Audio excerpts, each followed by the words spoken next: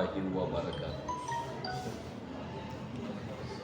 إن الحمد لله نحمده ونستعينه ونستغفره ونؤمن به ونتوكل عليه ونعوذ بالله من شرور أنفسنا ومن سيئات أعمالنا. من يهده الله فلا مضل له ومن يضلل فلا هادي له. أشهد أن لا إله إلا الله وحده لا شريك له وأشهد أن محمدا عبده ورسوله. أما بعد، يا أيها الذين آمنوا اتقوا الله حق تقاته ولا تموتن إلا وأنتم مسلمون. يا أيها الناس اتقوا ربكم الذي خلقكم من نفس واحدة وخلق منها زوجها وبث منهما رجالا كثيرا ونساء واتقوا الله الذي تساءلون به والأرحام إن الله كان عليكم رقيبا.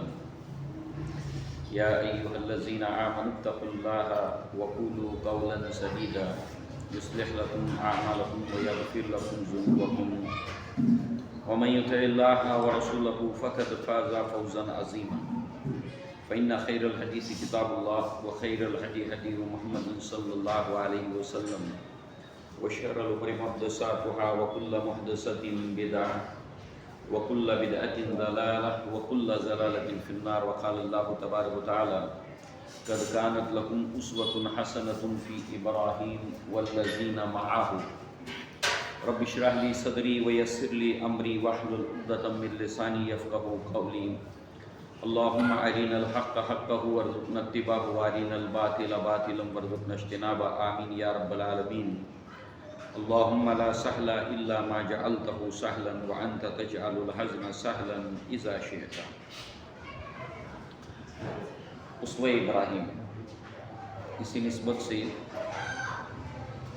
قرآن مجید کی ایک آیت کا حصہ آپ نے سنا جس میں اللہ نے فرمایا کہ البتہ تمہارے لیے ابراہیم علیہ السلام اور ان کے ساتھیوں کی زندگی میں ایک بہترین نمونہ ہے. اللہ تعالیٰ نے اپنے آخری نبی محمد رسول اللہ صلی اللہ علیہ وسلم کی نبوت کی زندگی کا جو سفر ہے اس کے دوران اولو العزم رسولوں کی پیروی کا آپ کو حکم دیا، جس میں نوح علیہ السلام، ابراہیم علیہ السلام، موسیٰ علیہ السلام، عیسیٰ علیہ السلام. جس طرح ابراہیم علیہ السلام اور ان کے ساتھیوں نے ایک نمونہ پیش کیا جس کو اللہ نے یہاں پر بیان کیا، اسی طرح اللہ کے نبی صلی اللہ علیہ وسلم نے ان اولو العزم رسولوں کی، ابراہیم علیہ السلام کی زندگی کو سامنے ایک نمونے کے طور پر رکھ کر ایک نمونہ پیش کیا. لقد کان لکم فی رسول اللہ اسوۃ حسنہ، بالکل مشابہت والے الفاظ ہیں ابراہیم علیہ السلام کے لیے محمد رسول اللہ صلی اللہ علیہ وسلم. اس اعتبار سے ابراہیم علیہ السلام ہر سال جو ہے یہ حج کا موسم اور عید الاضحیٰ، عید قربان، یہ ہمیں ابراہیم علیہ السلام اور آپ کے گھر والوں کی ہمیں یاد دلاتی ہے کتنی قربانیاں ہیں اللہ کے دین کی خاطر. اسوہ کی جو اہمیت ہے اس کو اگر ہم سمجھیں، اسوہ رول ماڈل، آدرش، اس کی بڑی اہمیت ہوتی ہے. جو انسان کامن سینس رکھتا ہے، بس سمجھ ہے اس کو، بہت ذہین ہونے کی ضرورت نہیں ہے، وہ جس بھی میدان میں کامیاب ہونا چاہتا ہے اس کا وہ کامن سینس اس کو بتاتا ہے کہ اس میدان میں مجھ سے پہلے کون کامیاب ہوا ہے، تو وہ اس کے بارے میں جاننے کی کوشش کرتا ہے کہ یہ انسان کیسے کامیاب ہوا، اور پھر اس کو جان کر وہ اس کے نقش قدم پر چلنے کی کوشش کرتا تاکہ میں بھی کامیاب ہو جاؤں. یہ اسوہ کی اہمیت ہے. ہم بھی دنیا آخرت میں کامیاب ہونا چاہتے ہیں، اور اس اعتبار سے اللہ تبارک و تعالیٰ کی ہم محبت پانا چاہتے ہیں، اس کی رضا پانا چاہتے ہیں. جب اللہ کی محبت اور اللہ کی رضا مل جائے گی تو اللہ تعالیٰ کی جنت تو آپ سے آپ ملے گی، تو اس اعتبار سے جن لوگوں نے اللہ کو راضی کیا، اللہ کے محبوب بنے، اللہ نے انہیں اپنا خلیل بنایا، ہم ان کی زندگی کو جانیں تاکہ ہمارے لیے اللہ تعالیٰ کو راضی کرنے کا راستہ اور ادائیں معلوم ہو جائیں۔ یہ اسوہ کی اہمیت ہوئی۔ قد کانت لکم اسوۃ حسنۃ فی ابراہیم والذین معہ۔ اللہ تعالیٰ نے ابراہیم علیہ السلام کے تعلق سے فرمایا، وَإِذِ ابْتَلَىٰ إِبْرَاهِيمَ رَبُّهُ بِكَلِمَاتٍ فَأَتَمَّهُنَّ قَالَ إِنِّي جَاعِلُكَ لِلنَّاسِ إِمَامًا قَالَ مِنْ ذُرِّيَّتِي قَالَ لَا يَنَالُ عَهْدِي الظَّالِمِينَ۔ ابراہیم علیہ السلام کے رب نے ابراہیم علیہ السلام کا چند باتوں میں امتحان لیا۔ بِكَلِمَاتٍ، یہ نقرہ، اس کے تعلق سے علماء نے جو ایک نقطہ بیان کیا ہے، بِكَلِمَاتٍ یہ نقرہ ہے، یعنی یہ جو امتحانات ایک تو جمع کا صیغہ ہے، اللہ نے امتحانات لیے کچھ 1 2 3 جمع کا صیغہ ہے۔ فَأَتَمَّهُنَّ، اور ان تمام کے تمام امتحانوں کو، جتنے بھی امتحانات اللہ نے لیے ان سب کو ابراہیم علیہ السلام نے تمام کیا، کامیاب کیا، کامیاب ہوئے وہ۔ یہ امتحانات بڑے غیر معمولی تھے۔ جو بھی انسان بن کر اس دنیا میں آتا ہے زندگی اس کے لیے امتحان ہے، چاہے رسول ہو، چاہے نبی ہو، چاہے غیر نبی ہو، زندگی اس کے لیے امتحان ہے۔ امتحان کے تعلق سے بھی یہ ضروری ہے کہ جس انسان نے امتحان کو بہت اچھی طرح سے کامیاب کیا ہو، اب جو امتحان دے رہا ہے وہ اس کو دیکھے جس نے اس امتحان کو پاس کیا ہے، کیسے پاس کیا۔ فَأَتَمَّهُنَّ، ابراہیم علیہ السلام کا اگر امتحان لیا، ہمارے لیے بھی زندگی امتحان ہے۔ الذی خلق الموت والحیاۃ لیبلوکم ایکم احسن عملا، وہی وہ اللہ ہے جس نے زندگی اور موت کو بنایا تاکہ تمہارا امتحان دے۔ تو امتحان دینے والے کے لیے جس نے امتحان کامیاب کیا ہے اس کی زندگی سامنے ہو کہ میں بھی اس امتحان کو پاس کروں، میں بھی کامیاب ہو جاؤں۔ امتحان کے تعلق سے، اسوا کے تعلق سے یہ باتیں ہم نے سننے کے بعد، امتحان کا کچھ تقاضا ہے۔ اگر کسی کا امتحان لیا جا رہا ہے تو اس کا تقاضا ہے۔ اسوا اور امتحان کو ہم نے دیکھا، اب امتحان کا تقاضا اور عبادت۔ اللہ تعالیٰ نے جس بھی چیز کو پیدا کیا ہے، اگر انسان کو معلوم ہو کہ اس کے پیدائش کا مقصد کیا ہے، جیسے ایک مسلمان کو بغیر سوچے ہوئے اللہ کی کتاب بتا دیتی ہے کہ اللہ تعالیٰ نے اس کو کس لیے پیدا کیا، عبث اور بیکار نہیں پیدا کیا کسی چیز کو۔ ربنا ما خلقت ھذا باطلا، ہر چیز کو اللہ نے مقصد کیا۔ اگر مقصد معلوم ہو جائے تو اب انسان غور کرے کہ جس مقصد کے لیے یہ چیز بنائی گئی ہے، مقصد کے اعتبار سے وہ ساری چیزیں اس میں ہیں، تو انسان دیکھے گا کہ ہاں جس مقصد کے لیے اللہ نے اس کو بنایا ہے وہ تمام چیزیں اس کے اندر موجود ہیں۔ یا برعکس، انسان کو نہیں معلوم ہے کہ اس چیز کو کیوں بنایا گیا ہے، مگر وہ غور و فکر کرے کہ یہ چیز میں کیا کیا چیزیں دکھائی دے رہی ہیں، کیسے چیزیں یہ آپس میں تال میل کے ساتھ میں ایک نتیجہ دے رہی ہیں، اس کا نتیجہ نکل کیا رہا ہے، یہ نتیجہ اچھا یہ اس چیز کے لیے بنائی گئی ہے۔ تو برعکس، مقصد معلوم ہو، مقصد کے اعتبار سے ساری چیزیں اللہ نے اس کے اندر جمع کر دی، یا ساری چیزوں کو جو جمع کیا، غور کرتا ہے جب انسان تو اس کے مقصد تک پہنچ جاتا ہے۔ اللہ نے ہمیں پیدا کیا عبادت کے لیے، عبادت کے لیے جتنی چیزیں انسان کے اندر داخل ہونی چاہیے وہ سب چیزیں اللہ نے اس کے اندر رکھ دی۔ اور اس کے ساتھ امتحان کو جوڑ لیں۔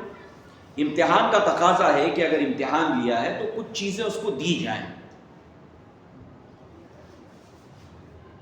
بچہ خاطر خواہ نمبرات نہیں لاتا تو آپ اس کا محاسبہ کرتے ہیں، تم نے جس اسکول میں چاہا ہم نے ایڈمیشن کرایا، تم نے جو جو چیزیں مانگی ہم نے وہ سب دی، تم نے جس کلاسز میں داخلہ چاہا ہم نے اس میں کرایا، جہاں ٹیوشن چاہی وہاں پر کرائی، ساری چیزیں ہم نے تم کو پرووائڈ کی، ایک بھی چیز کے لیے منع نہیں کیا، پھر یہ رزلٹ کیوں آیا؟ معلوم ہوا امتحان اگر لیا ہے تو امتحان کے اعتبار سے وہ ساری چیزیں ہم کو دی گئی ہیں۔ عبادت کے لیے بنایا گیا تو اس اعتبار سے وہ ساری چیزیں ہمارے اندر رکھی گئی ہیں۔ اب کچھ چیزوں کو ہم سامنے رکھیں۔ اللہ تعالیٰ نے قرآن میں فرمایا کہ اللہ اخرجکم من بطون امہاتکم لا تعلمون شیئا وجعل لکم السمع والابصار والافئدہ لعلکم تشکرون۔ وہی وہ اللہ تعالیٰ ہے جو تمہیں تمہاری ماؤں کے پیٹ سے اس طرح نکالتا ہے کہ تم کچھ نہیں جانتے تھے، پھر اللہ نے تمہیں سماعت دی، بصارت دی، دل دیے نتیجے نکالنے کے لیے، سمجھنے کے لیے۔ یہ علم یہاں سے اندر گیا، آنکھوں سے دیکھ کر اندر گیا، اب اندر جو ہے وہ ایک پروسیس چلتا ہے نتیجہ نکالنے کا۔ اللہ تعالیٰ نے کتنے مقامات پر فرمایا عقل سے کام نہیں لیتے، عقل، دل، ایسی صلاحیتوں کے ساتھ اللہ نے بھیجا۔ کیوں؟ امتحان ہے، امتحان ہے ڈائریکٹ۔ اب ہم دیکھتے ہیں محاسبہ ہے اس کا۔ وَلَا تَقْفُ مَا لَيْسَ لَكَ بِعِلْمٍ إِنَّ السَّمْعَ وَالْبَصَرَ وَالْفُؤَادَ كُلُّ أُولَٰئِكَ كَانَ عَنْهُ مَسْئُولًا۔ کسی ایسی چیز کے پیچھے نہ چلو جہالت کے ساتھ، لا علمی کے ساتھ، جس کا تم کو علم نہیں۔ تمہاری سماعت جس سے علم حاصل ہوتا ہے، تمہاری بصارت جس سے علم حاصل ہوتا ہے، تمہارے دل، ان سب کے بارے میں تم سے سوال پوچھا جائے گا، تمہارا محاسبہ ہوگا۔ تم پاگل نہیں تھے کہ تمہارے اوپر سے قلم اٹھ گیا، تم نتیجہ ہی نہیں نکال سکتے تھے۔ سن بلوغت کو پہنچنے سے پہلے انتقال نہیں کر گئے تھے۔ اللہ نے پورا جو ہے وہ تمہیں ان صلاحیتوں کے ساتھ بھیجا۔ ساتھ ہی ساتھ امتحان کا تقاضا یہ بھی ہے کہ اس کو وقت دیا جائے۔ کہیں اللہ کے نبی نے فرمایا جس کو 40 سال کی عمر ملی، اللہ تعالیٰ نے اس کے اوپر اتمام حجت کر دیا۔ کہیں کہا کہ 60 سال اور 70 سال اتمام حجت ہو گیا، پورا ٹائم ملا تم کو۔ امتحان کا تقاضا ہے کہ اس کو ٹائم دیا جائے۔ لہذا آپ دیکھیے اللہ کے نبی نے فرمایا لا تزول قدم ابن آدم حتی یسأل عن خمس، کسی بھی آدم کے بچے کے پاؤں زمین سے ہل نہیں سکیں گے جب تک کہ وہ 5 سوال کے جواب نہیں دے دیتا۔ العمری فیما افناہ، عمر تم کو ہم نے دی تھی، یہ ٹائم تھا، کہاں خرچ کیا؟ وان شبابہ فیما ابلاہ، اس پورے وقت کے اندر پرائم ٹائم تم کو جوانی کا دیا تھا، اس کو کیسے گزارا؟ ان مالی این اکتسبہ وفیما انفقہ، مال کہاں سے کمایا، خرچ کہاں کیا؟ وان علم فیما عملا، علم کس قدر حاصل کیا، اور پھر جو کچھ علم تھا اس کے مطابق عمل کس قدر کیا، جب تک کہ انسان قیامت کے دن اس کے پاؤں زمین سے ہل نہیں سکیں گے۔ تو وقت اللہ تعالیٰ نے دیا۔ اس کے ساتھ ساتھ آپ دیکھیں کہ جو چیزیں اللہ تعالیٰ نے ہمیں عطا کی ہیں، عبادت کے اعتبار سے بھی اور امتحان کے اعتبار سے بھی، فَأَلْهَمَهَا فُجُورَهَا وَتَقْوَاهَا، انسان کے اندر ایک اپلیکیشن رکھا اللہ تعالیٰ نے، وہ ہے فجور اور تقویٰ۔ جہاں انسان سچائی کو دیکھتا ہے دل پکار اٹھتا ہے کہ ہاں یہ بات صحیح ہے، جہاں غلط کو دیکھتا ہے دل کہتا ہے کہ یہ غلط ہے۔ یہ تمیز کا اپلیکیشن اللہ تعالیٰ نے انسان کے اندر ان بلڈ بالقوہ رکھ دیا۔ پھر اس کے ساتھ ساتھ جو ہے وہ اللہ تبارک و تعالیٰ نے مزید جو چیزیں ہمیں عطا کی ہیں اس کے علاوہ، ان میں آپ دیکھیے کہ فطرت انسان کی، جس کو اللہ تعالیٰ نے سورہ روم کے اندر فرمایا فطرت اللہ فطر الناس علیہا لا تبدیل لخلق اللہ، کہ وہ فطرت جس پر اللہ تعالیٰ نے انسان کو پیدا کیا، فطر الناس علیہا، اور اللہ تعالیٰ کی اس تخلیق میں تم کسی طرح کی کوئی تبدیلی نہیں پاؤ گے۔ اب اس کی شرح کے لیے ایک حدیث سامنے رکھیں، کل مولود یولد علی الفطرہ فابواہ یحودان او ینصران او یمجسان او کما قال، ہر بچہ فطرت اسلام کے اوپر پیدا ہوتا ہے۔ قرآن میں سورہ روم میں فطرت کے اوپر پیدا کیا، فطرت اسلام، جیسے آم کی گٹھلی سے آم ہی کا درخت نکلے گا، اسی طریقے سے انسان کے اندر اسلام موجود ہے۔ عقل دی، آنکھیں دی، بصارت دی، صحیح اور غلط کی تمیز دی، اور پھر اس پر یہ کہ اللہ تبارک تعالیٰ نے مزید اور جو چیزیں اللہ تعالیٰ نے دی ہیں ان میں ایک رسولا مبشرین و منذرین لئلا یکون للناس علی اللہ حجۃ بعد الرسل وکان اللہ عزیزا حکیما، کہ وہ اللہ تبارک تعالیٰ جس نے رسولوں کو بھیجا، مبشرین کو بھیجا، خوشخبری دینے والے اور انذار کرنے والے، منذرین، تاکہ لوگوں کو اللہ تبارک و تعالیٰ کی جناب میں کسی طرح کا کوئی ایرگیومنٹ باقی نہیں رہے۔ آپ نے مجھے اس کلاس میں ڈالا ہی نہیں تھا، تو آپ مجھ سے کیا پوچھ رہے کہ اتنے نمبرات کیوں آئے؟ میں نے آپ سے پہلے کہا تھا مجھے اس اسکول میں مت ڈالنا، اب کیوں پوچھ رہے آپ اتنے نمبرات کم کیوں آئے؟ تاکہ لوگوں کو کوئی بھی حجت اور ایرگیومنٹ اللہ تبارک و تعالیٰ کے سامنے باقی نہ رہے۔ اللہ نے رسولوں کو بھی بھیجا، اور پھر اس کے بعد میں مزید اور جو چیزیں اللہ تعالیٰ نے جو رسولوں کو کتابیں دیں، فَإِمَّا يَأْتِيَنَّكُم مِّنِّي هُدًى فَمَن تَبِعَ هُدَايَ فَلَا خَوْفٌ عَلَيْهِمْ وَلَا هُمْ يَحْزَنُونَ۔ تو جب میری طرف سے تمہارے پاس کتابیں آئیں گی اور جو کوئی اس کی پیروی کرے گا، اتباع کرے گا، اس کو کوئی ڈر نہیں ہوگا، خوف نہیں ہوگا۔ کتاب، رسول، صحیح غلط کی تمیز، بصارت، سماعت، عقل، دل، فطرت اسلام، ان ساری چیزوں سے لیس کر کے بھیج دیا اور چوائس دیا، اما شاکروں اما کفورا۔ میدان بھی ہے، گھوڑا بھی ہے، یہ غلط ہے، یہ صحیح ہے، جانا کدھر ہے تم کو اختیار ہے۔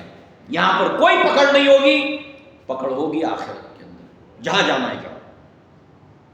یہ ہے امتحان جو کچھ دے کر لیا گیا ہے۔ الذی خلق الموت، موت اور حیات، یہ ایک ٹائم ہے، یہ اللہ تعالیٰ نے دیا، اور اب ہمارا امتحان ہے۔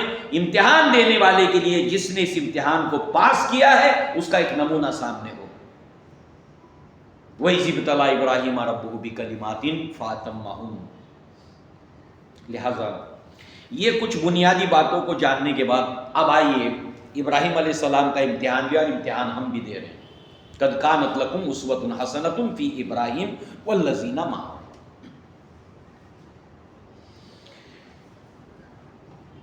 ابراہیم علیہ السلام نے جس جگہ پر آپ کی ولادت ہوئی، بیبیلونیا، عراق، اس کو آپ دیکھیں آج بھی ویسا ہی ہے، وہ جغرافیکل لوکیشن۔ دجلہ اور فرات دو دریا بہتے بہتے بہتے بہتے آتے ہیں اور ان کا سنگم ہو جاتا ہے یہاں پر، آج بھی بہہ رہا ہے، پانی ہی پانی۔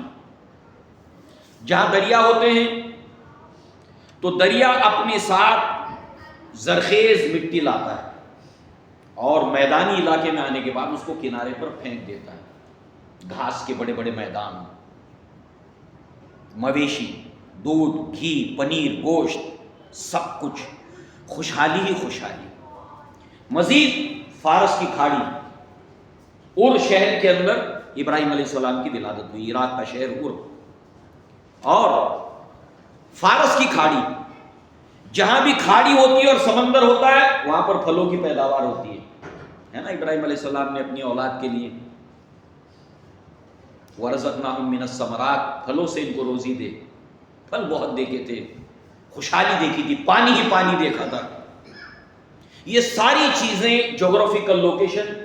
پھر ابراہیم علیہ السلام نے جس گھر کے اندر ہوش کی آنکھ کھولی، وہ والد بہت مالدار ہونے کے ساتھ ساتھ پروہت، مذہبی رہنما، بت گر، بت پرست، ان تمام کے تمام ماحول کے اندر کیا ابراہیم علیہ السلام کی وہ قوم جو 2.5 لاکھ کی آبادی کے اوپر مشتمل تھی، یہ سویلائزیشن آف میسوپوٹومیا دنیا کے اتہاس کے اندر تہذیبوں میں سے ایک تہذیب ہے، قدیم تہذیبوں میں سے۔ لہذا پوری کے پوری قوم مشرک، کس کو پوجتی تھی؟ چاند کو۔ کس کی عبادت کرتی تھی؟ ستاروں کی۔ کس کی عبادت کرتی تھی؟ سورج، جو سب سے بڑا ان کا دیوتا تھا۔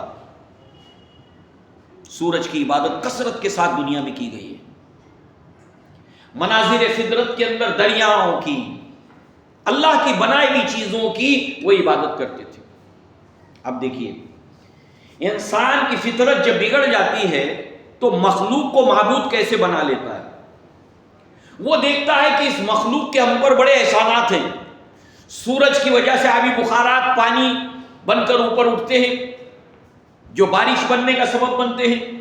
اسی سورج سے ہماری فصلیں لہلاتی ہیں، پکتی ہیں، پھل پکتے ہیں اس سے۔ لہذا انسانوں نے ان مناظر فطرت کو ہی معبود بنا لیا۔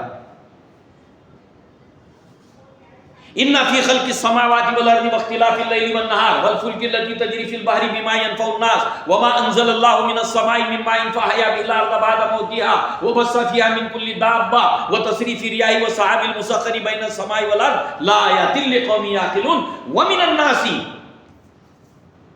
لوگوں میں سے کچھ ایسے ہیں کہ جنہوں نے کیا ہے اندادم من دون اللہ، اللہ کے سوا ضد اور ند بنا لی ہیں. یحبونہم کحب اللہ. پورے مناظر فطرت کا ذکر کرنے کے بعد کہا کہ لوگوں میں سے کچھ ایسے ہیں جنہوں نے اللہ تبارک و تعالیٰ کے جو ہے وہ پارٹنرز بنائے، ضد اور ند بنا، اور ان سے محبت کرتے ہیں. سورج کو دنڈوت بجاتے ہیں، سورج کی پوجا کرتے ہیں، اس کو سجدہ کرتے ہیں، اس کو پرنام کرتے ہیں، چاند کی پوجا کرتے ہیں. تو یہ سارے مناظر فطرت کی عبادت کرنے والی وہ قوم تھی. گھر کے اندر شرک، پورے شہر کے اندر شرک. مگر کیا عقل کہتی ہے کہ اکثریت جس طرف جا رہی ہے ادھر جاؤ؟ دل کہتا ہے، فطرت اسلام کہتی ہے چلو ادھر کو ہوا ہو جدھر کی. اللہ نے عقل دی ہے، آنکھوں سے دیکھتے ہو، کانوں سے سنتے ہو، فطرت کہتی ہے غلط ہے یہ. جب انسان اس فطرت کے مطابق پروان چڑھتا ہے تو چاہے پورا کے پورا شہر شرک کے اندر گھٹا ٹوپ اندھیروں کے اندر ڈوبا ہوا کیوں نہ ہو. اللہ رب العزت نے جب ابراہیم علیہ السلام اس توحید کے راستے کے اوپر نبوت سے پہلے جو ان کا مجادلہ ہے، یہ ستارہ یہ معبود ہے، یہ تو ڈوب گیا، یہ چاند یہ بھی ڈوب گیا، یہ سورج یہ سب سے بڑا ہے یہ بھی ڈوب گیا، اس کو زوال ہے. خالق ایسا نہیں ہے. یہ اپنی قوم کے اوپر اتمام حجت کے لیے، اور پھر اس کے بعد اعلان کیا انی وجہت وجہی للذی فطر السماوات والارض حنیفا وما انا من المشرکین. اور پھر اس کے بعد اللہ رب العزت ابراہیم علیہ السلام کو رہنمائی کرتے رہے. وَلَقَدْ آتَيْنَا إِبْرَاهِيمَ رُشْدَهُ، ہم اس کو رہنمائی کرتے رہے. وَالَّذِينَ جَاهَدُوا فِينَا لَنَهْدِيَنَّهُمْ سُبُلَنَا. تو انسانوں میں سے اللہ یجتبی من الملائکۃ رسلا ومن الناس، اللہ تبارک تعالیٰ اسی فطرت کی راہ کے اوپر اسی طریقے سے اللہ تبارک و تعالیٰ کی دی ہوئی صلاحیتوں کی بنیاد کے اوپر آگے بڑھتا ہے. عقل اس لیے دی گئی ہے، اس کا اولین مقصد غور و فکر کا یہ ہے کہ اس مخلوق کے ذریعے سے خالق کائنات تک پہنچو، توحید تک پہنچو. سب سے بلند ترین مقصد عقل کا یہی ہے کہ اپنے خالق تک اس کے ذریعے سے غور و فکر کے ذریعے سے پہنچو. تو اللہ رب العزت نے جو ہے وہ پھر انسانوں میں سے کچھ جو ہے وہ ان کو اللہ رسول بناتا ہے. اللہ کے نبی کو آپ دیکھیں، آپ کی زندگی کو دیکھیں، تنہائی پسند آپ ہو گئے، اس سماج کی گندگیوں سے دور. نبوت سے پہلے کا واقعہ ہے، صحیح روایت ہے، اللہ کے نبی کے پڑوسی روایت کرتے ہیں کہ میں نے اپنے کانوں سے سنا اللہ کے نبی اپنی بیوی خدیجہ رضی اللہ عنہا سے کہہ رہے تھے ای خدیجہ واللہ لا اعبد اللات ابدا واللہ لا اعبد العزى ابدا. مسند احمد کی روایت ہے، اے خدیجہ اللہ کی قسم میں کبھی لات کی پرستش نہیں کروں گا، اللہ کی قسم میں کبھی عزیٰ کی پرستش نہیں کروں گا. یہ نبوت سے پہلے کا واقعہ ہے. اللہ تمام نبیوں کی حفاظت کرتا ہے، مگر یہ ہے کہ اس کے بعد اللہ تعالیٰ محمد رسول اللہ کو رسول بنایا. آپ حق کی تلاش میں تھے، وَوَجَدْكَ ضَالًّا فَهَدَىٰ، آپ کو راہ حق کی تلاش میں پایا، آپ کو ہدایت دے دی. اب ان کو تو اللہ نے رسول بنا. انسانوں میں بھی ایسے ہوتے ہیں جو اپنی فطرت، اپنی عقل، دل، دماغ سب کا استعمال کرتے ہیں صحیح رخ کے اوپر. تو جب ایسے لوگوں کے سامنے حق کی بات پہنچتی ہے تو ان کا ریئیکشن کیا ہوتا ہے؟ ربنا اننا سمعنا منادیا ینادی للایمان ان آمنوا بربکم فآمنا. اے ہمارے رب، ہم نے سنا ایک پکارنے والے کی پکار کو کہ وہ پکار لگاتا ہے کہ ایمان لاؤ اپنے رب کے اوپر، بس ہم ایمان لائے. بالکل تیار، جیسے پھل پک کر تیار ہے، ٹہنی کو ہلایا اور پھل گر پڑا۔ جیسے ان کے کانوں میں نبی کی آواز پہنچتی ہے، ان کی فطرت، ان کی سمجھ بوجھ فوراً لبیک کہتی ہے کہ دیکھنا کہ مقرر کی تقریر کی لذت، جو کچھ اس نے کہا میں نے یہ جانا، یہی میرے دل میں ہے۔ دل کی بات ہے، کوئی معجزہ نہیں مانگتے۔ ابو بکر کے بارے میں کبھی سنا کہ کوئی معجزہ مانگا؟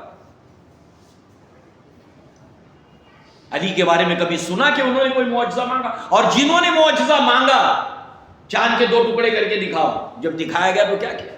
فطرت مست ہو گئی تھی۔ فَأَبَوَاهُ يُحَوِّدَانِهُ أَوْ يُنَصِّرَانِهُ أَوْ يُمَجِّسَانِهُ أَوْ كَمَا قَالَ۔ ماں باپ بنا دیتے ہیں ان کو، ماحول بنا دیتا ان کو، وہ اپنی فطرت کا، اپنی عقل کا، اللہ کی دی ہوئی صلاحیتوں کا استعمال نہیں کرتے۔ تو بہرحال اس طرح سے جو ہے وہ ابراہیم علیہ السلام، اس کے بعد قرآن مجید کے اندر بالخصوص مکی صورتوں کے اندر ابراہیم علیہ السلام کا جب ذکر آتا ہے تو دعوت کے پہلو کے اعتبار سے آتا ہے۔ انہوں نے اپنی قوم کو جو ہے وہ اپنی قوم کے سامنے یہ پیغام رکھا، سب سے پہلے اپنے والد کے سامنے، اے ابا جان میں دیکھتا ہوں، اور اپنی قوم سے بھی، ما ھذی التماثیل التی وانتم لھا عاکفون، یہ کیسی مورتیاں جن کے سامنے تم دھونی رما کے بیٹھ جاتے ہو؟ ابا جان میں تم کو اور تمہاری قوم کو کھلی ہوئی گمراہی کے اندر پاتا ہوں۔ یہ سلسلہ گھر میں چلتا رہا، قوم کو بھی دعوت دیتے رہے۔ اس کے بعد ایک وقت آیا، وہ وقت کیا تھا؟ جب والد نے کہا اراغب انت عن آلہتی یا ابراہیم، اے ابراہیم کیا تم میرے معبودوں سے جو ہے وہ تم نے منہ موڑ لیا ہے؟ لئن لم تنتہی لارجمنک، اگر تم باز نہیں آئے، اگر رکے نہیں تو میں تمہیں پتھروں سے مار کر ہلاک کر دوں گا۔ واہجرنی ملیا، اور نقد سزا یہ کہ ابھی اسی وقت میرے گھر سے نکل جاؤ، اسی وقت نکل جاؤ۔ تو یہاں پر 2 پہلو ہیں ابراہیم علیہ السلام کی زندگی کے، ایک تلاش حق، نمبر 2 حق کو پانے کے بعد اس کا اعلان۔ اب چلیے سلمان فارسی کو سامنے رکھیے، محمد رسول اللہ اور ان کے ساتھیوں کو سامنے رکھیے، کیا زندگی ہے سلمان فارسی کی۔ اصفہان یعنی ایران کے رہنے والے ہیں، سچویشن سیم، والد آتش پرست اور اس کے پیروہت، اکلوتے لڑکے، خوب دولت باپ کی، بعد میں باپ کا عہدہ ملنے والا ہے سلمان فارسی کو، پوری کے پوری قوم آپ کی پوجا کرنے والی، مگر حق کی تلاش، اور حق کی تلاش میں اتنا تکلیفیں، اتنا طویل سفر کہ اصفہان سے نکلتے ہیں دمشق پہنچتے ہیں، یہاں پر کچھ دنوں رہتے ہیں، حق کو حاصل کرتے ہیں، عالموں کی صحبت میں رہتے ہیں، راہبوں کی صحبت میں رہتے ہیں، حق کو حاصل کرتے ہیں۔ وہاں سے اگلا سفر ہے موصل، موصل میں رہتے ہیں، صرف حق کا سفر ہے یہ۔ موصل سے نکلتے ہیں نصیبین، نصیبین سے اموریہ، اموریہ سے بالآخر مدینہ اور حجاز، یہ کل ملا کر 6481 کلومیٹر کا سفر بنتا ہے۔ ہر جگہ پر انہوں نے رک رک کر حق کی تعلیم حاصل کی، اور آخر میں حق کی تلاش تھی، اللہ تبارک و تعالیٰ نے مدینہ تک پہنچا دیا۔ ہم تو مائل بکرم ہے، کوئی سائل ہی نہیں، راہ دکھلائیں کسے کوئی رہروے منزل ہی نہیں۔ کس کو تلاش ہے حق کی؟ کون ان آنکھوں کو استعمال کرتا ہے عبرت حاصل کرنے کے لیے؟ کون ان کانوں سے سنی ہوئی باتوں کو استعمال کرتا ہے سچائی تک پہنچنے کے لیے؟ کون تنہائی میں غور و فکر کرتا ہے آخرت اور توحید کے نتیجے تک پہنچنے کے لیے؟ پالتا ہے بیج کو مٹی کی تاریکی میں کون؟ غور کیا؟ کون سمندروں کی موجوں سے اٹھاتا ہے سحاب؟ کون کھینچ کر لایا پچھم سے باد سازگار؟ کس نے بھر دی موتیوں سے خوشے گندم کی جیب؟ کس نے سکھلائی ہواؤں کو ہوئے انقلاب؟ کھول آنکھ زمیں دیکھ، فلک دیکھ، فضا دیکھ، افلا ينظرون الى الابل كيف خلقت والى السماء كيف رفعت وَإِلَى الْجِبَالِ كَيْفَ نُصِبَتْ وَإِلَى الْأَرْضِ كَيْفَ سُطِحَتْ. اس مخلوق کے ذریعے سے خالق تک پہنچو، استعمال کرو فطرت کو، عقل کو، سمجھ بوجھ کو. اللہ بھی تمہاری مدد کرے گا. ایک قدم آؤ گے 10 قدم آئے گا، چل کر آؤ گے دوڑ کر آئے گا. اللہ کی سنت ہے. مگر تلاش کس کو ہے؟ اس سے صرف تلاش ہے روٹی کی، اس سے تلاش ہے صرف کریئر کی، اس سے تلاش ہے صرف دنیا میں عزت مل جائے، نام مل جائے، عہدہ مل جائے. صرف اسی کے لیے اس کا استعمال ہے اور کچھ نہیں، جبکہ اس کا اولین مقصد حق کو پانا ہے. لہذا بالآخر سلمان فارسی کی ملاقات اللہ کے نبی سے ہوتی ہے. 3 علامتوں کے ساتھ میں یہاں پر راہب نے اور عالم نے ان کو سمجھایا کہ جب تم پہنچو گے، شہر کی علامتیں بتائی، شہر تک تو پہنچ گئے. اور شہر پہنچنے کی کیا قیمت ادا کی؟ جب وہ آخری مرتبہ آخری شہر میں جب راہب نے بتایا کہ آخری نبی کے نزول کا وقت قریب ہے، تمہاری تلاش میں اگر سچائی ہے وہاں تک پہنچ جاؤ گے. حجاز قافلہ آیا، معلوم ہوا حجاز سے آیا ہے. کہا کہ میں نے بکریاں، بھیڑ، یہ پیسے کمائے ہیں، یہ سب لے لو مگر اپنے ساتھ مجھے لے چلو. سب کچھ دے دیا اپنا حق کے لیے. ان صلاتی و نسوکی و محیای و مماتی للہ رب العالمین. میری نماز، میری قربانی، میری زندگی، میری موت، سب کچھ اللہ تعالیٰ کے لیے. یہ لے لو سب کچھ تم، بس مجھے اجازت نہیں. انہوں نے لیا سب کچھ، آم کے آم، گٹلیوں کے دام، ساتھ میں سلمان فارسی کو مدینہ میں لا کر بھیج بھی دیا. یہودی کے غلام ہیں. اس کے بعد جو کچھ ہوا، لہذا ہوا یہ کہ جب اللہ کے نبی ہجرت کر کے آئے ہیں، اس وقت کام کر رہے ہیں باغ کے اندر. جیسے اس غلام نے یا اس کے رشتہ دار نے یہودی کے بتایا کہ جو مدینہ کے لوگوں کو انتظار تھا وہ مدینہ میں آ گئے ہیں، تو ہاتھ پاؤں کانپنے لگے ہوں. انتظار تو اسی کا تھا. بہرحال اللہ کے نبی کی خدمت میں آتے ہیں، کہتے ہیں اللہ کے نبی یہ صدقہ ہے. اللہ کے نبی نے نہیں کھایا، اور کیا، آنکھوں سے دیکھا، کیونکہ یہ علامت بتائی تھی عالم نے، وہ صدقہ نہیں لیں گے. نبی نے سب کو تقسیم کیا، خود نہیں کھایا. اس کے بعد دوسرے دن پھر آئے، اللہ کے نبی ہدیہ ہے، اللہ کے نبی نے کھایا، سب کو بھی تقسیم کیا گیا. دوسری علامت آنکھوں سے دیکھ رہے ہیں، صحیح ہے. اس کے بعد نشانی دونوں شانوں کے درمیان نبوت کی. اللہ کے نبی ایک جنازے میں شریک ہے، کبھی اس اینگل بنا کر، کبھی یہ اینگل بنا کر آپ کے اوپر چادر. اللہ کے نبی نے اپنی چادر کو لڑکایا پیچھے. جیسی اس نبوت کی مہر کو دیکھا، اللہ کے نبی سے چمٹ گیا اور زار و قطار بچے کی طرح رونے لگے. اور پھر اپنی پوری حق کی تلاش کی داستان سنائی. زندگی امتحان ہے، حق کی تلاش کا امتحان، اور اس اعتبار سے ساری چیزیں اللہ تعالیٰ نے انسان کو دی. حق کو پانے کے بعد حق کا اعلان، امتحان. ایک سیڑھی اوپر ابراہیم علیہ السلام نے اپنے گھر میں اعلان کیا، اپنی قوم کے اندر اعلان کیا. نتیجہ کیا نکلا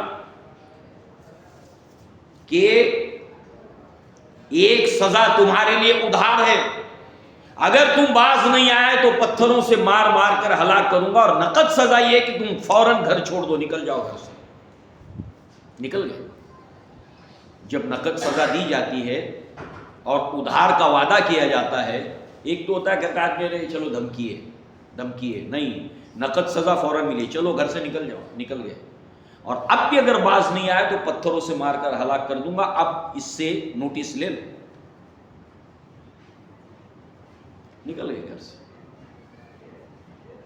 مصعب ابن عمیر رضی اللہ عنہ 200 درہم کا جوڑا پہنتے ہیں، من پسند قیمتی جوتیاں، مہنگے سے مہنگا عطر، ہیئر سٹائل کا شوق، خوبصورت بال، گڈ لکنگ، ویل ڈریسڈ.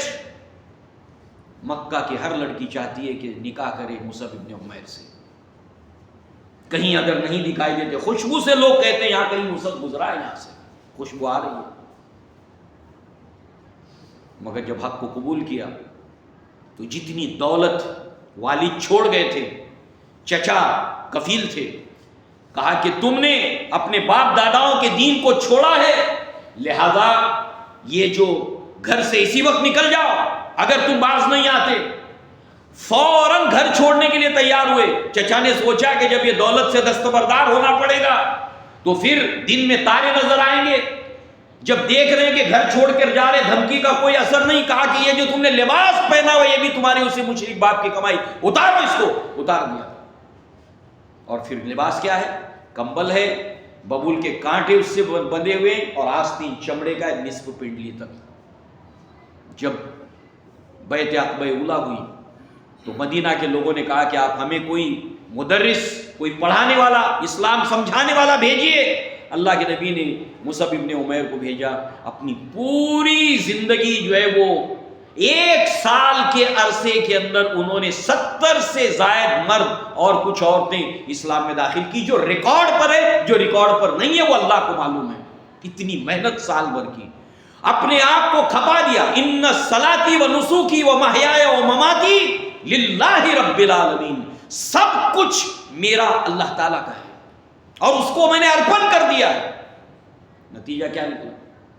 اس کے بعد غزوہ احد کے اندر شہادت پاتے ہیں، سر کو ڈھانکتے پیر کھل جاتے ہیں، پیر کو ڈھانکتے کپڑے سے سر کھل جاتا ہے۔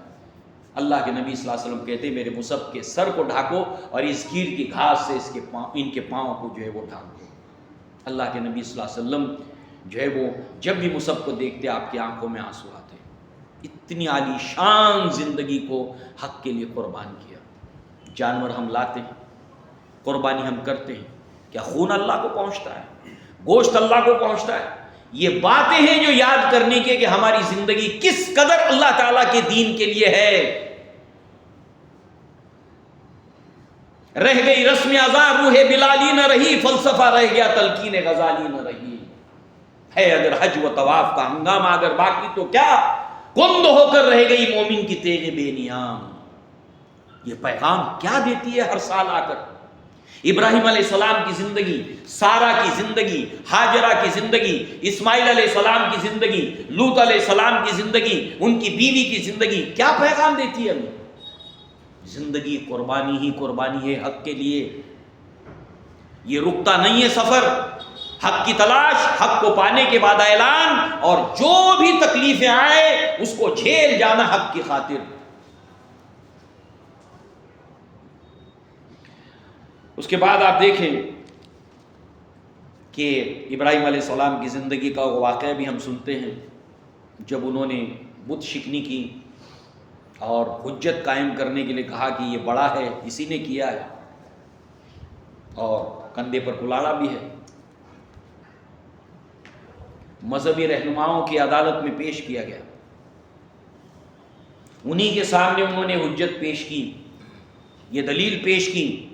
فرجعوا الی انفسہم، انہوں نے اپنے نفوس میں جھانکا، فالہما فجورہا و تقواہا، اور اندر سے کیا آواز آئی پتہ ہے؟ فطرت نے کیا آواز دی؟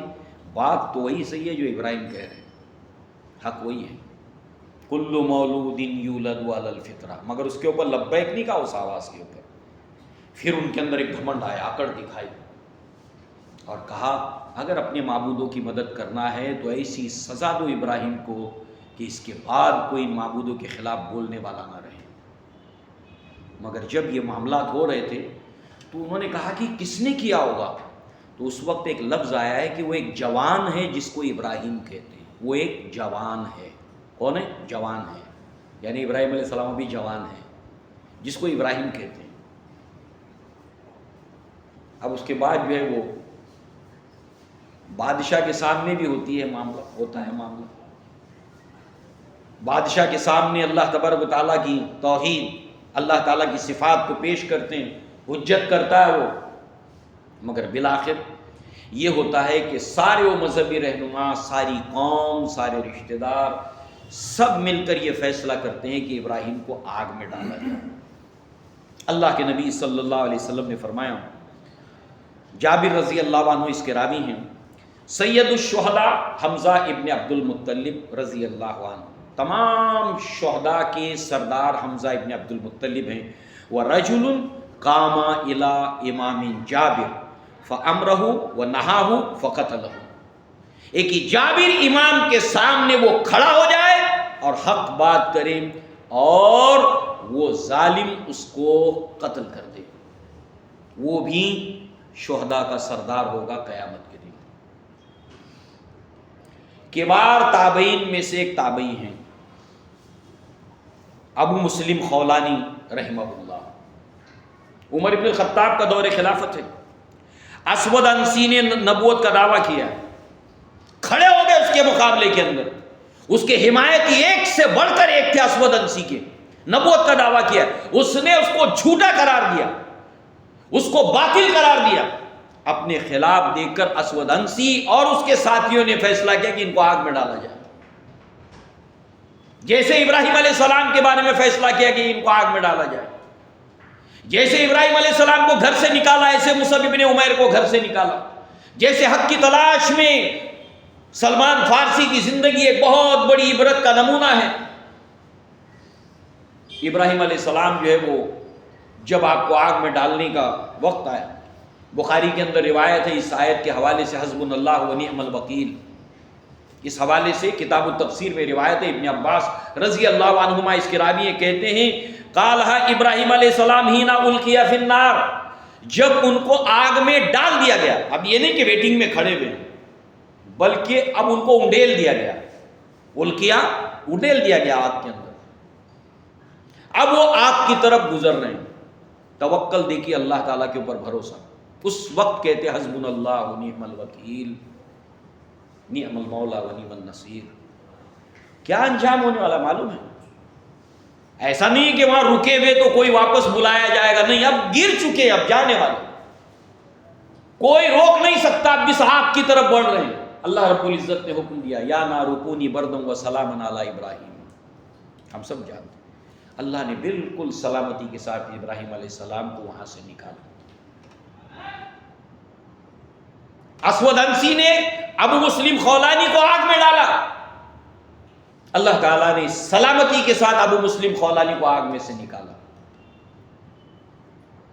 کہیں جو ہے وہ لوگ ان سے متاثر ہو کر اسلام میں نہ آ جائیں، ابراہیم علیہ السلام کو ملک سے نکال دیا، اور یہاں پر ابو مسلم خولانی کو اسود انسی نے نکال دیا، وہ وہاں سے ہجرت کرتے کرتے کرتے کرتے مدینہ پہنچے۔ ساری رپورٹنگ عمر بن الخطاب کے پاس میں تھی۔ اس اجنبی کو دیکھا تو کہا کہ کس علاقے جو کا فلاں علاقے، وہاں پر اسود انسی نامی شخص نے نبوت کا دعویٰ کیا، کہاں؟ کوئی ابو مسلم خولانی ہے جو اس کے مقابلے کھڑا ہوا، کہاں؟ ہاں۔ اللہ تعالیٰ نے اس کو آگ سے بچایا، کہاں؟ کہا کہ میں تمہیں اللہ کی قسم دے کر کہتا ہوں کہ بتاؤ تمہیں ابھی مسلم خولانی ہونا؟ اپنی آئیڈینٹی کو چھپایا۔ یہ اللہ والوں کی علامت ہے، بہت سی مثال ہے اس کے اندر۔ وہ دنیا میں اپنی بڑائی نہیں چاہتے، کتنے ہی بڑے ہو، مگر وہ دنیا کے اندر بڑے بننا نہیں چاہتے۔ ہوا کیا؟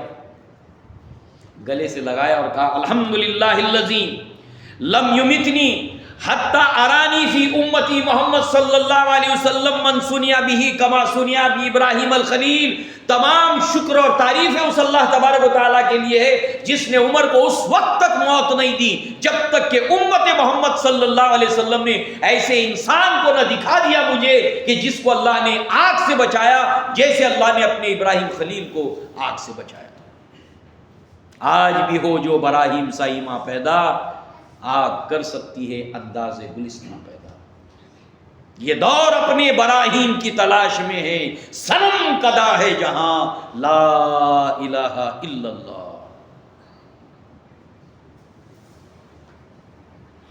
لہذا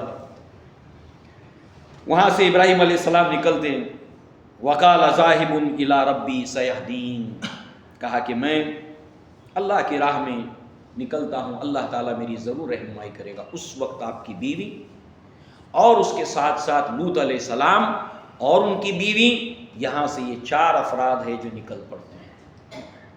اب اس کے بعد سدوم ہے جہاں پر لوط علیہ السلام ہیں، آپ کبھی فلسطین ہیں، کبھی مصر ہے، سدوم ہے، اور جس وقت نکالے گئے تھے جوان تھے، وہ ایک جوان ہے جس کو ابراہیم کہتے ہیں، اور اللہ تعالیٰ سے دعا بھی ہے ربی حبلی من الصالحین، اے میرے رب مجھے نیک اور صالح اولاد نصیب فرما۔ اولاد کب ملی؟ الحمدللہ الذی وہب لی علی الکبر اسماعیل و اسحاق ان ربی لسمیع الدعاء. جوانی میں نکالے گئے ہیں، اللہ سے دعا مانگی ہے، مگر اولاد کب ہوئی ہے؟ علی الکبر، بڑھاپے کے اندر جس نے مجھے اولاد دی. اتنے انتظار کے بعد جو ہے وہ اللہ تبارک و تعالیٰ نے آپ کو بڑھاپے میں اولاد دی.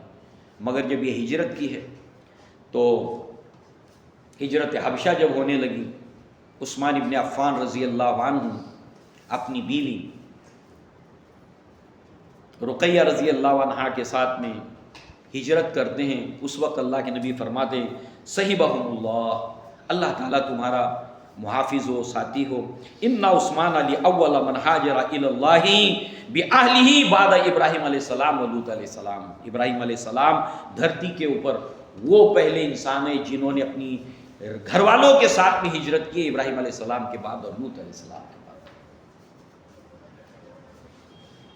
فاستجاب لهم ربهم انی لا اضیع عمل عامل منکم من ذکر و انثى بعضکم من بعض فالذین هاجروا واخرجوا من دیارهم. وہ اپنے گھروں سے نکالے بھی گئے اور اسلام کی خاطر ضرورت پڑی تو انہوں نے اللہ کی راہ میں ہجرت کی. خود بھی گھر چھوڑا یا کبھی ان کو گھروں سے بے گھر کر دیا گیا اسلام کی خاطر اور حق کی خاطر. عید قربان ہم کو یہ ابراہیم علیہ السلام کی یاد دلاتی کہ کیا کچھ نہیں قربان کیا ابراہیم علیہ السلام نے اللہ تعالیٰ کی خاطر. لہذا بڑھاپے میں اللہ تبارک و تعالیٰ نے اولاد کو دی. مگر اب آپ دیکھیں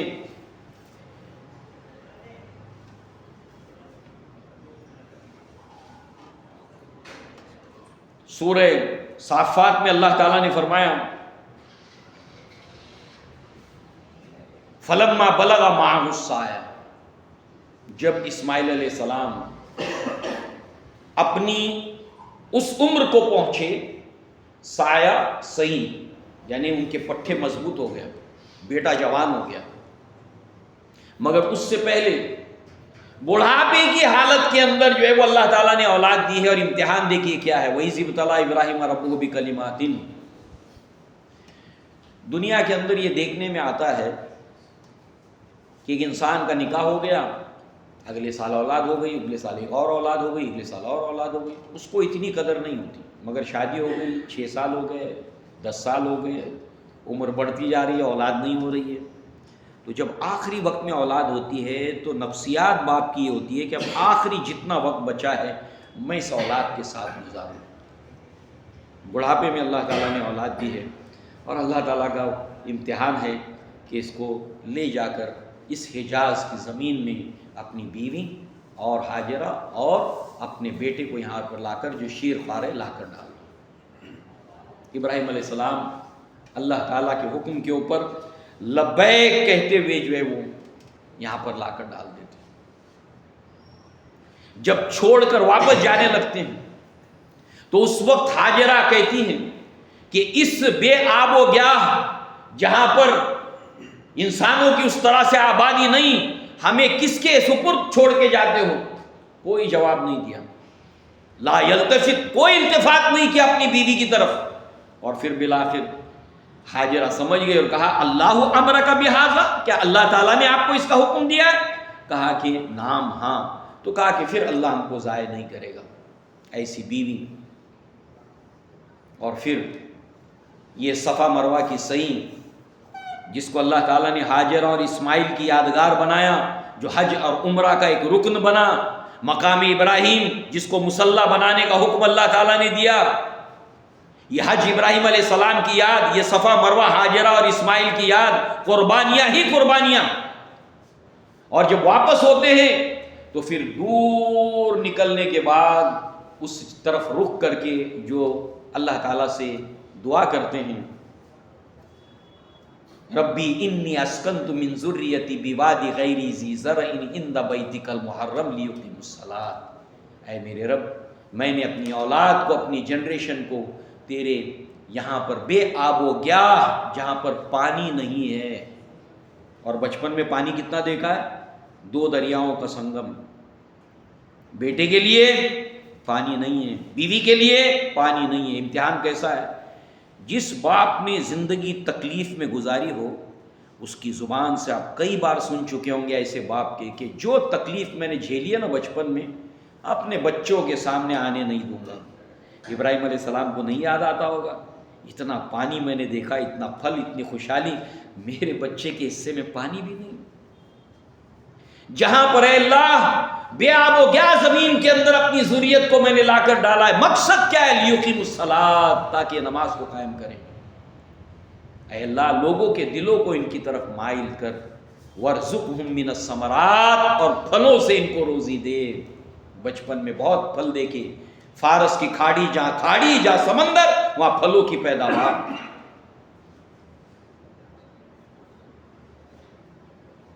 اب اس کے بعد جب اسماعیل علیہ السلام 2 مرتبہ احادیث میں ملتا ہے ذکر اس واقعے کے بعد، اس واقعے کے بعد اور 2 مرتبہ اور بھی ہے، مگر 2 مرتبہ۔ ایک مرتبہ جب آتے ہیں بہو سے ملاقات ہوتی ہے، کہتی ہے کیا حال ہے؟ کہا بڑی تکلیف ہے، یہ ہے وہ ہے۔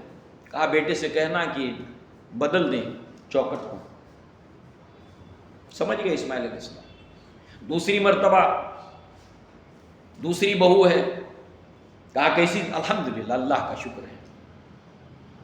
کہا کہ کہنا کہ چوکٹ کو برقرار رکھے۔ اللہ کے نبی صلی اللہ علیہ وسلم نے فرمایا کہ عورت سے نکاح لوگ 4 بنیاد پر کرتے ہیں، لمالہا ولی جمالہا ولی حسبہا ولی دینہا۔ اس کے مال کو دیکھ کر، اس کے جمال کو دیکھ کر، اس کے خاندان کو دیکھ کر، اور اس کے دین کے دیکھ کر۔ فاظفر بذات الدین، تم دین کو ترجیح دو۔ قربانی کی عید ہم کرتے ہیں، جانور کو ذبح کرتے ہیں، نہ اللہ کو گوشت پہنچتا ہے نہ خون پہنچتا ہے، تمہارا تقویٰ پہنچتا ہے۔ جب شادی بیاہ کرنے کے لیے جاتے ہو، جب بہو کو تلاش کرتے ہو، تو یہ قربانی کی عید یاد آتی ہے تم کو کہ کیسی بہو گھر میں لاؤ گے؟ ابراہیم علیہ السلام کی یاد آتی ہے کہ جس بہو اور جس عورت کے دامن کے اندر ایک نبی پرورش پانے والا ہے، اور اسی کی نسل کے اندر ایک آخری نبی اس کی بعثت ہونے والی ہے، دعائیں مانگنے سے ربنا ہب لنا من ازواجنا وذریاتنا قرۃ اعین واجعلنا للمتقین اماما۔ لڑکی خوبصورت ہے، دین آ جائے گا بعد میں۔ مال ہے، دین نہیں ہے، کوئی بات نہیں، دین بعد میں آ جائے گا۔ اللہ کے نبی نے فرمایا پرائرٹی کے اندر دین کو تم نمبر 1 کے اوپر رکھو۔ اس کے بعد اسماعیل علیہ السلام، ان کے پٹھے مضبوط ہوئے، اب خود بوڑھے ہو چکے ہیں۔ معاملہ کیا ہے کہ چلو بڑھاپے کی لاٹھی اب تیار ہو گئی، مگر اس وقت اللہ تعالیٰ کا حکم ہے جو ابراہیم علیہ السلام اپنے بیٹے کے سامنے رکھتے ہیں، یا بنی انی ارا فی المنام انی اذبحک فانظر ماذا تری۔ اے بیٹے میں دیکھتا ہوں خواب کے اندر کہ میں تمہیں ذبح کر رہا ہوں، تمہاری کیا رائے ہے؟ بیٹا یا ابت افعل ما تؤمر ستجدونی انشاءاللہ من الصابرین۔ ابا جان آپ وہ کر گزریے جو اللہ تعالیٰ نے آپ کو حکم دیا ہے، انشاءاللہ آپ مجھے صبر کرنے والا پائیں گے۔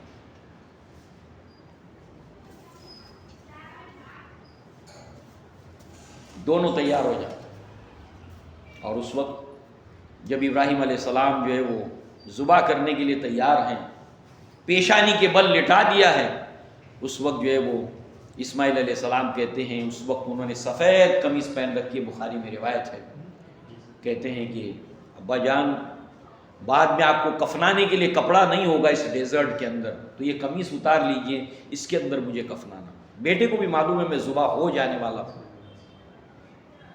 وہ تو بعد میں آپ کو پتہ چلا کہ اللہ نے کیا کیا۔ والد کو بھی معلوم ہے کہ اب کھیل ختم ہے، مگر ہر طرح کا امتحان دینے کے لیے تیار ہوئے۔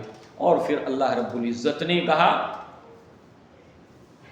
فنادیناہ ان یا ابراہیم، ندا لگائی گئی کہ اے ابراہیم قد صدقت الرؤیا، تم نے اپنے خواب کو سچا کر دکھایا۔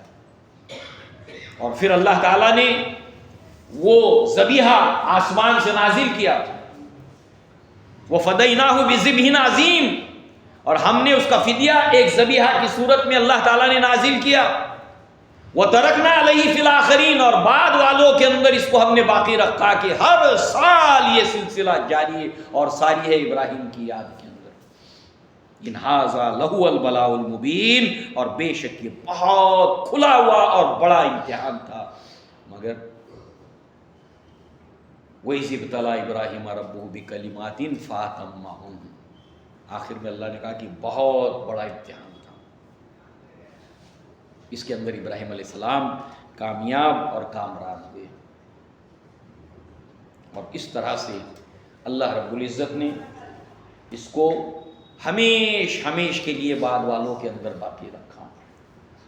تو گویا ہم جانور لاتے ہیں، اس کی قربانی کرتے ہیں، مگر ہمیں یہ پوری ابراہیم علیہ السلام کا ایک سرسری خاکہ ان ایام کے اندر اپنے ذہن میں گردش دینا چاہیے۔ قد کانت لکم اسوۃ حسنۃ فی ابراہیم والذین معہ، وہ قربانیاں ہاجرہ کی، وہ قربانیاں اسماعیل علیہ السلام کی، وہ قربانیاں ابراہیم علیہ السلام کی، اور یہ ساری چیزیں ہمیں یہ سبق دیتی ہیں جب ہم ذبح کرنے سے پہلے دعا پڑھتے ہیں، ان صلاتی و نسوکی و محیای و مماتی للہ رب العالمین۔ کس کے کلمات ہیں؟ ابراہیم علیہ السلام کے۔ کیا واقعتاً ہماری زندگی، ہماری موت، ہماری نماز، ہماری قربانی اللہ کے لیے؟ انی وجہت وجہی للذی فطر السماوات والارض حنیفا وما انا من المشرکین، ساری چیزوں سے رخ کو پھیر کر کیا خالصتاً ہم نے رخ کو اللہ کی طرف کر لیا ہے؟ تئیس عبد الدینارا تئیس عبد الدرہما، ہلاک ہو جائے دینار کا بندہ، ہلاک ہو جائے جبے اور قبے کا بندہ، دینار کا بندہ، درہم کا بندہ، کدھر رخ ہے ہمارا؟ ہماری اسٹرگل، ہمارے ایفرٹس، ہماری صلاحیتیں، اس کا پورا حصہ کہاں لگ رہا ہے؟ حق کی تلاش میں، حق کو پانے کے بعد اس کے پرچار کے اندر، اس کی راہ میں آنے والی تکلیف کو جھیل کر مسلسل آگے بڑھنے کے اندر، ہمارا مال، ہماری جان، ہماری صلاحیتیں، کس قدر اس کا حصہ اللہ تعالیٰ کی راہ میں لگ رہا ہے؟ یہ ساری باتوں کا پیغام ہمیں قربانی کی دیتی ہے۔ لہذا اللہ تعالیٰ سے دعا ہے کہ اللہ تبارک تعالیٰ ہمیں دین کی سمجھ عطا فرمائے۔ اللہ رب العزت نے ہر سال جو یہ یادگار بنائی ہے، ہمیں واقعتاً اس کے اندر جو پیغام ہے اس کو سمجھنے کی توفیق عطا فرمائے، اور اللہ تعالیٰ ہمیں ہمارے مال کو، ہماری صلاحیتوں کو، ہماری جوانی کو، ہماری زندگی کو اپنے دین کے لیے قبول فرمائے۔ اللہم انصر من نصر دین محمد صلی اللہ علیہ وسلم وجعلنا منہم، آمین۔ اے اللہ تعالیٰ تو ہر اس انسان کی مدد فرما جو تیرے دین کی مدد کر رہا ہے۔ اللہم اخذل من خذل وعارض دین محمد صلی اللہ علیہ وسلم ولا تجعلنا منہم، اے اللہ تو ہر اس انسان کو رسوا فرما جو تیرے دین کی رسوائی میں اپنا سب کچھ لگا رہا ہے۔ اے اللہ تعالیٰ تو ہمیں ان لوگوں میں سے نہ بنا۔ اقول قولی ھذا واستغفر اللہ لی ولکم ولسائر المسلمین والمسلمات، وآخر دعوانا ان الحمد للہ رب العالمین۔ السلام علیکم ورحمۃ اللہ وبرکاتہ۔